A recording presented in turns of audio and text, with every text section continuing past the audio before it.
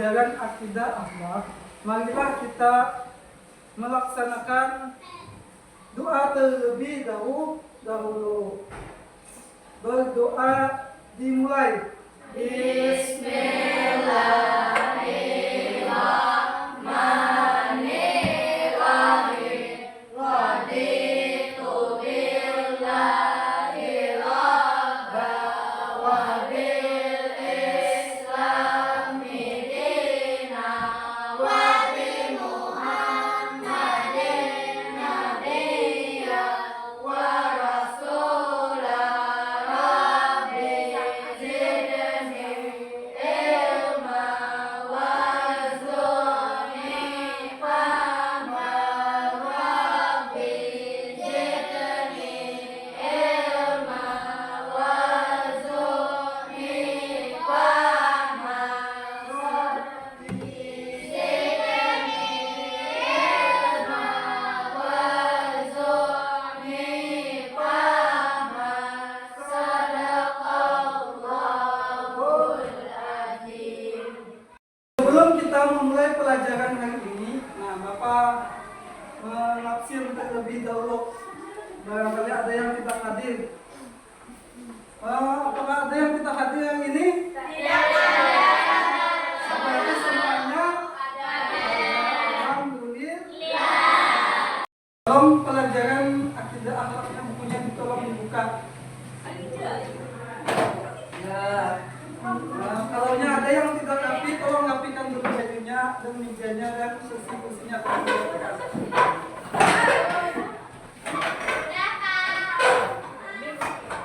Ya, sudah. Nah, sebelum kita memulai pelajaran akidah akhlak tentang menghindari akhlak tercela melalui kisah tasawuf. Nah, Bapak ingin bertanya terlebih dahulu, apa akhlak tercela itu? Ya, coba kelompok satu di sini sebutkan salah satunya. Ya, takabur. Kedua, hasad. Kupur. Apa lagi? Dengki. Bakhil. Munafik. Ya, ada apa lagi? Kelompok dua. Ada apa lagi? Ayo sebutkan.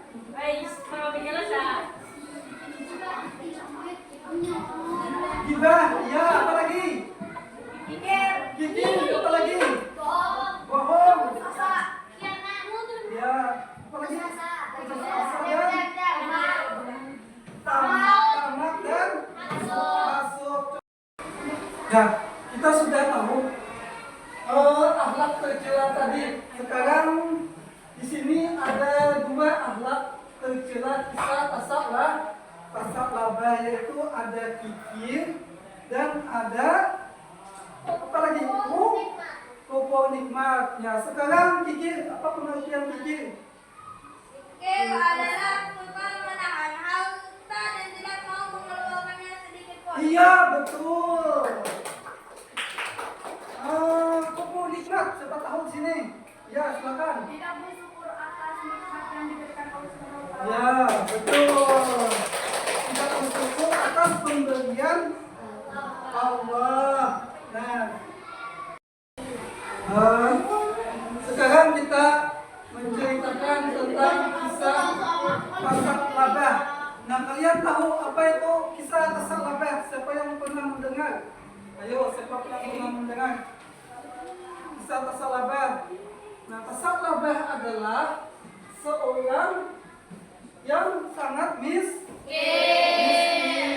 Tasak Labah adalah sahabat Nabi yang dicintai Nabi. Kenapa? Karena dia selalu melaksanakan sholat berjamaah,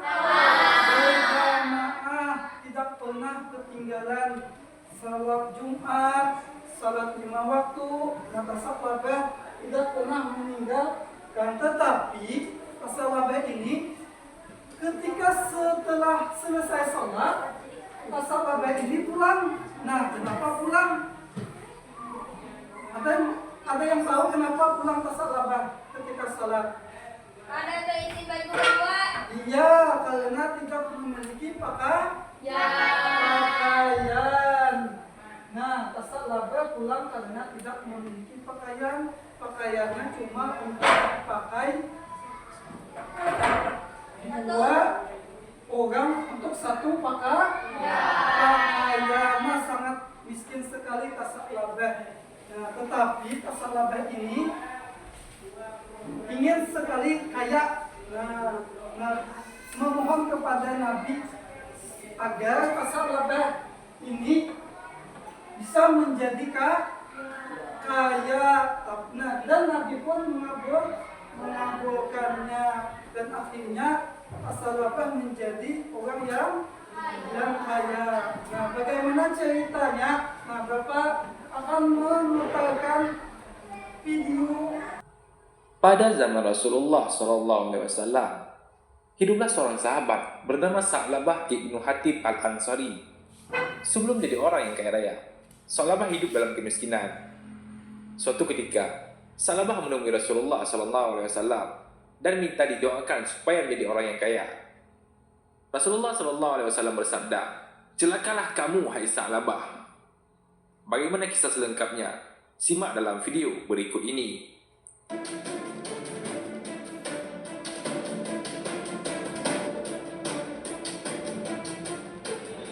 Assalamualaikum warahmatullahi wabarakatuh. Sahabat kisah Islamku official yang dirahmati oleh Allah Subhanahu wa taala.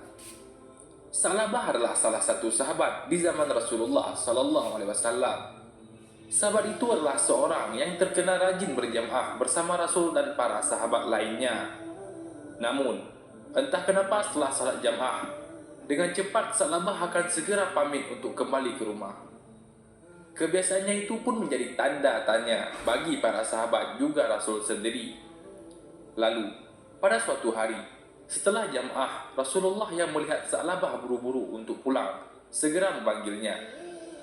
Sa'labah pun menghadap Rasulullah. Di sana, Rasulullah bertanya pada Sa'labah, "Wahai Sa'labah," penyampaian dalam video ini. Wallahu a'lam bishawab. Assalamualaikum warahmatullahi wabarakatuh. Sekarang sudah kita tadi melihat video pembelajaran tentang kisah Sa'labah. Sekarang kita melakukan diskusi atau tanya jawab. Caranya kelompok 1 bertanya kepada kelompok 2. Nah, kelompok 2 langsung menjawab. Sekarang kelompok 2 bertanya kepada kelompok 1. Kelompok 1 juga harus langsung menjawab. Nah, ayo silahkan kelompok 1 cari pertanyaan dulu untuk bertanya ke kelompok 2. Sekarang diskusi dulu. Nah, sekarang kelompok 1 bertanya kepada kelompok 2. Ayo silakan, adakah pertanyaan? Bagaimana perilaku Sa'labah ketika miskin? Miskin, ayo jawab. Ya, silakan.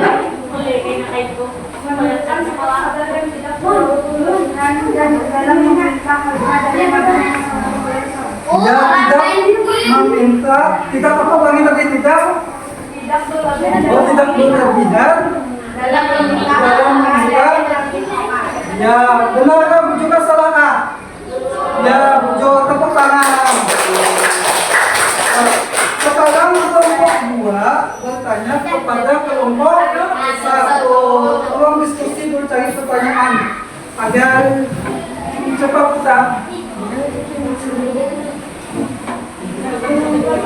Bagi rumah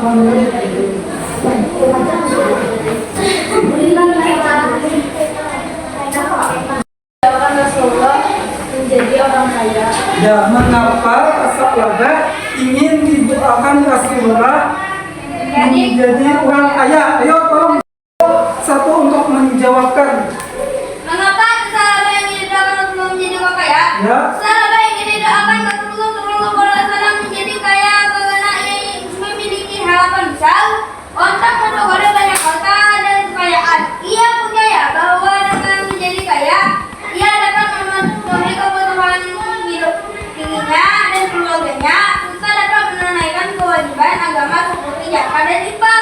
Iya, betul atau salah? Yang sekarang kelompok satu bertanya kepada kelompok dua. Ayo diskusikan saya. Nah, bibinya bilang nih. Bibinya bilang bertanya. Stop dia mesti tepat. Kelompok satu bertanya kepada kelompok dua. Ayo silakan.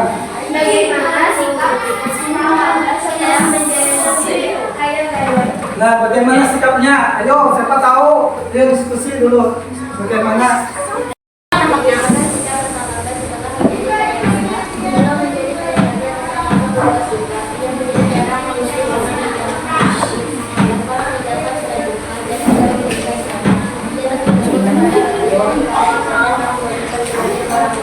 Ya, jujur salah. Tepuk tangan. Kelompok dua bertanya kepada kelompok satu. Ayo silakan.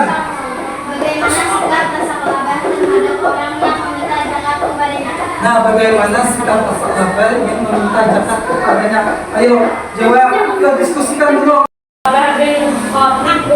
Sebagai sikap yang memberikan zakat yang diminta oleh Allah yang berhak menerima yang menolak kewajiban berzakat yang hajatnya terhadap partainya dan kaji-kajian zakat adalah para Nabi Muhammad dan juga kali masalahnya.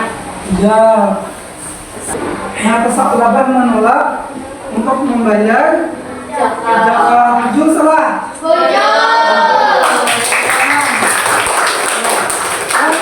Pendapatmu bagaimana cara bersikap setelah menjadi kaya-kaya? Ya, nah. Bagaimana pendapatmu setelah tasaklaban menjadi kaya-kaya? Ayo jawab, coba diskusikan dulu. Tolong berdiri. Ya.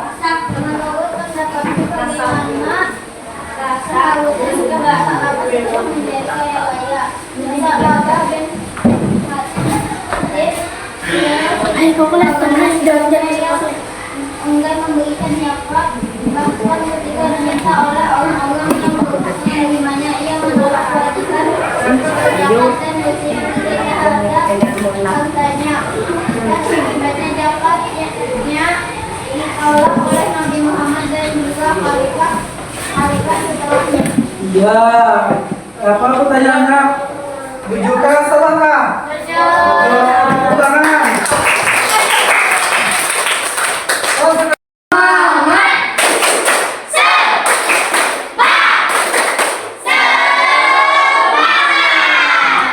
Nah, sekarang Bapak yang bertanya, siapa yang bisa menjawab? Apa? Nah, pertanyaannya, apa hikmah yang dapat diambil dari kisah tasaklabah? Ayo, siapa yang tahu? Iya, silakan berdiri. Ya. Kisah tasaklabah bin Hatib mengajarkan beberapa hikmah penting. Salah satunya adalah tentang pentingnya bersyukur dan tidak memperkewajiban beribadah serta memiliki harta yang berlimpah serta menghindari sifat iri dan kesalahpahaman. Ya, betul. Tepuk tangan. Berikut adalah beberapa cara lebih detail untuk menghindari sifat kikir. Ayo kita baca bersama. Nomor 1, 1, 2, 3. Meningkatkan kesadaran akan pentingnya sedekah. 2, Berlatih bersedekah secara teratur. 3, Biasakan memberikan nafkah dan infak. 4, Menghindari sikap kikir dengan mengingat akhirat. 5,